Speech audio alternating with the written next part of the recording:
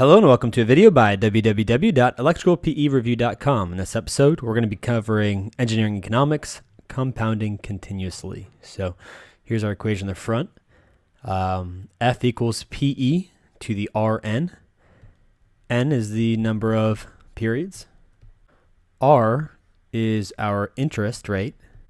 Notice that interest is R and not I. That's because we're compounding continuously. I is used for interest at the end of N periods, so watch out for that. E is just the typical mathematical expression E. P is going to be our present worth. And F, of course, is our future worth. So let's start with the example. Let's say we have an investor that has $15,000. If our interest, R, equals 7%, how much will he have at the end of 5 years, N equals 5, if his $15,000 investment is compounded continuously? So we know that F equals P times E to the Rn. This is going to equal $15,000 times E to the R, our interest expressed always as the decimal, 0.07 times N equals 5. And we punch it into our calculator and we come up with F equals 21,286. So our investor, if he invests $15,000 at an interest rate of 7% for 5 years, and it's compounded continuously, keyword here, compounded continuously, at the end of those 5 years, he's going to end up with 21,286. Okay. Now what if we were asked, what's the total amount that he earned on interest? Well, we know that he invested $15,000. We know that P equals 15,000. We know his future amount, what he withdrew at the end of those 5 years, was 21,286.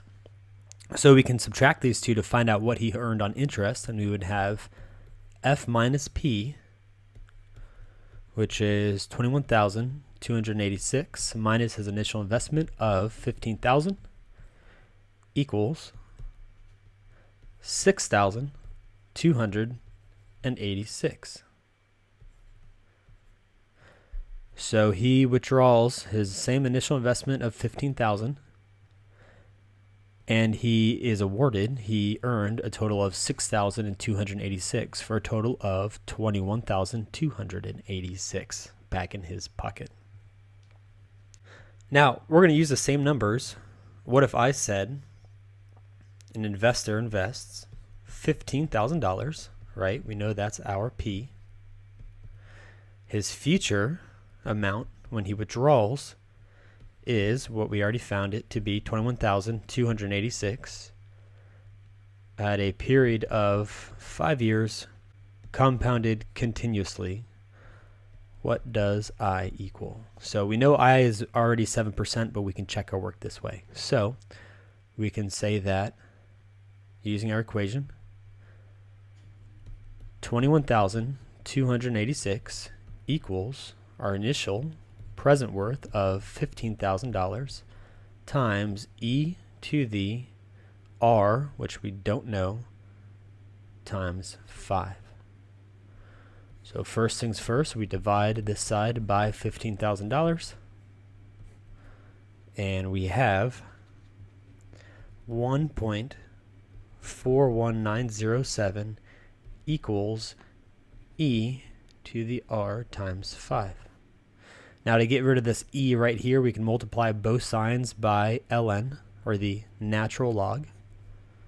So we take the ln of that, we take the ln of that, both sides. We punch this in our calculator and we come up with 0.3500 equals, and since anytime you take the ln of E, they cancel out. So equals R times 5. And now we can just divide this side by 5 to get our R, our interest. And our interest rate is 0.07 in decimal form. And of course, we multiply that by 100 to get 7%, which we know to be correct. Okay, here's another example. Still using the same numbers because we're effectively just checking our work. How much would it cost to deposit, which would be our P, how much would it cost to deposit if we have an investor that wants to withdraw, which is our F, $21,286 after N equals 5 years at our interest rate of R equals 7%. What would that P equal? Okay, so we're going to rewrite this equation and we're going to solve for P. So we can say that P equals F divided by E to the Rn.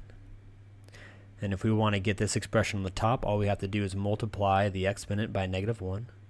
So that's the same as saying P is equal to F times E to the negative Rn. There's that negative side. So now we want to solve for P. We can say that P equals F is 21,286 times our E to the negative R, which is negative 0.07. Again, that's our interest as a decimal, times N, which is 5 years. And we punch this in our calculator and we come up with P equals $15,000, which of course we know to be true. So one more quick recap, just going over this formula here. You're going to use this anytime you are compounding continuously. So that is the key word, compounding continuously. That should be your cue to use this formula here. Notice our R this time is our interest instead of I. This just lets us know it's for interest for compounding continuously. N is still our number of periods, but since we're compounding continuously, it's usually always going to be years. Now, our E, this is just a mathematical expression. We can find it on our calculator, lowercase e. P is always going to be our present worth. It's the amount at N equals 0. And our F is our future amount. And that is our amount at N equals 5. So in this example, if we had to draw a cash flow diagram, we would see that at time equals 0, our investor sunk in $15,000. P equals 15,000. And then nothing happened at period 1, nothing happened at 2, 3, or 4. But at N equals 5, he withdrew. His future amount equals $21,286. And that's it for this example. Hope you enjoyed learning about compounding continuously for engineering economics. For more PE exam practice problems and to try our online review course, come see us at electricalpereview.com. See you soon.